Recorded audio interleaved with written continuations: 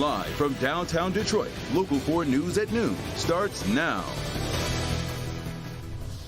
Getting school behind bars. The accused Oxford High School shooter had a hearing today to discuss his continuing education.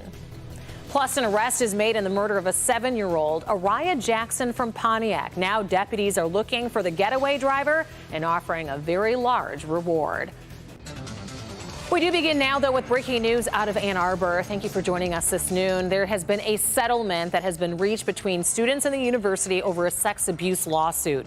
The lawsuit sought to force changes in how Michigan protects the campus and its students from sexual misconduct. Part of the deal includes creating and paying for a coordinated community response team. That team will include about 30 members, including Title IX and campus sexual misconduct experts, as well as administration and faculty members. This comes 2 months after the school announced a $490 million settlement with accusers of Dr. Robert Anderson. And our other top story this noon is we are following the accused Oxford High School shooter that had another court hearing today. Sean Lay was there, and Sean, talk to us about what you learned in today's hearing, which I know centered around, in part, the education of the accused shooter. Correct, Rhonda. Great to see you. Good afternoon, everyone. 3 main issues in court today. Dealing with Ethan Crumbley, number 1, he will remain in the Oakland County Jail, not be moved to Children's Village. Number 2, the psychiatric evaluation of Ethan Crumbley is now complete. However, results not available for 45 days. And then another issue you hit on, Rhonda, is who is responsible for Ethan Crumbley's education while he's behind bars? I think it's important for the court to recognize their memorandum still says that it's the parents' responsibility to provide education. Deborah McKelvey is Ethan Crumbley's court-appointed guardian ad litem. Her job to look after the 15-year-old accused school shooter while he's in jail. And she points out today that state law mandates that Crumbley must be able to continue his high school education while behind bars. And it would be his parents' responsibility to make sure that happens. But James and Jennifer Crumbley are also locked up in the Oakland County Jail. And whoever has custody of Ethan Crumbley is responsible for getting Crumbley an education. In this case, it would be the jail. However, the judge says prosecutors and defense attorneys are now working together on the issue. Crumbley will be presented several options, including taking classes online. The judge today said it's going to be 30 days from now when all sides get together here, decide on an education plan for Ethan Crumbley behind bars. In fact, it's Crumbley himself who will pick the plan, and then in 30 days they will know what the plan is and then go forward with that. Live at this noon hour, Sean Lay, Local 4 Rhonda, back to you. All right, Sean, thank you for that update. Now to another Local 4 News update. There has been an arrest in the shooting death of a 7-year-old girl in Pontiac. The Oakland County Sheriff's deputies say that a Pontiac teen is charged with first-degree murder of 7-year-old Araya Jackson. Deputies say that Araya was returning from school with her mother when a car pulled up and opened fire, shooting little Araya in the head. She later died of her injuries.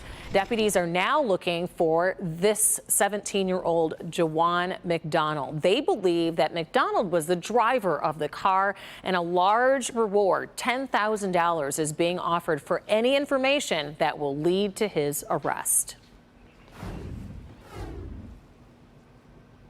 Switching gears now, we do want to talk about the weather. Brandon standing by in front of our temperatures outside right now. It's cool. And didn't want to show too many of our sky cams because it's just not pretty enough. We know what it's like to be sort of in the clouds. Not great for the spirit, but a little bit more patchy blue sky today than the last couple of days. And temperatures have been hovering in these middle upper 40s to near 50 all morning. We do have a southwest wind that's pretty gusty, 10 to 20 at times, gusting 20 to 30, trying to bring some milder air in and still going to bring a little bit of moisture in. We're going to fend off a lot of this out across Illinois and parts of Iowa, where we see some snow, but that front will be the spark for showers during the evening drive. So we're only about 51 and should be dry through about 4 or 5 p.m. and then some of those showers will take over, slowing us down for the evening drive. Just a little warning about that inconvenience. And Rhonda, we've got a little Friday flake drip combo coming. Okay, we'll check back in with you shortly with more on that, Brandon. And right now, state lawmakers have passed a nearly $5 billion spending bill, and Governor Whitmer is set to sign it. The House Budget Committee approved that plan during a late-night vote. It includes millions for road and pump station repairs to prevent flooding. There's also funding for the state's COVID-19 response, rent and mortgage assistance, funding to stabilize the state's unemployment benefits fund. The plan is funded by pandemic funding sent to Michigan by Congress and President Biden last year. And testimony continues today in the trial of the 4 men accused of plotting to kidnap Governor Whitmer. The star witness, Ty Garbin, will be back on the stand. Garbin cut a deal to reduce his own sentence, and if he pleaded guilty and testified against the 4 defendants. On Wednesday, he told jurors that he and his allies wanted to attack the governor before the 2020 presidential election to prevent Joe Biden from winning the presidency. Garbin says that during training sessions, he built so-called shoot houses to simulate rooms at Governor Whitmer's vacation home as well as the Michigan State Capitol. Moving to world news, President Biden is in Brussels meeting with NATO leaders amid the ongoing Russian invasion of Ukraine. This morning, Ukraine President Volodymyr Zelensky addressed the NATO group virtually to again plead for more help. Bree Jackson has more from Washington. President Biden faces major pressure during this trip to Europe after sanctions against Russia have failed to stop Russian President Vladimir Putin's aggression. President Biden in Brussels for a high-stakes emergency summit. The main issue at hand, Russia's brutal attacks on Ukraine. The president and NATO leaders acknowledging a frustrated Vladimir Putin could soon turn to chemical weapons. How expectation of a chemical weapons attack?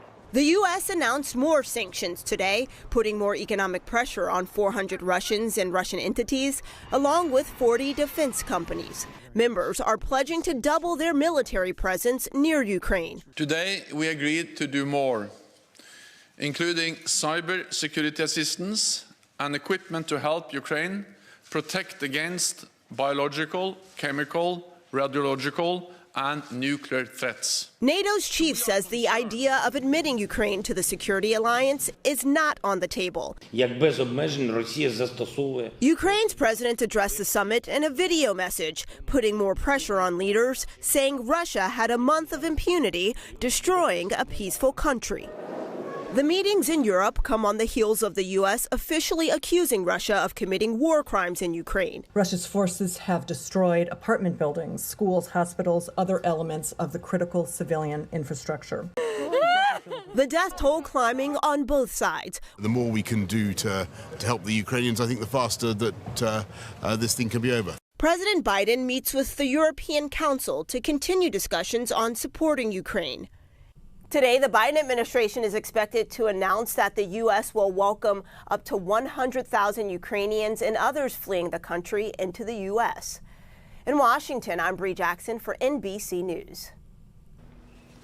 And still to come, an alarming new detail surrounding the tainted baby formula that was made right here in Michigan, what the FDA found months before that recall.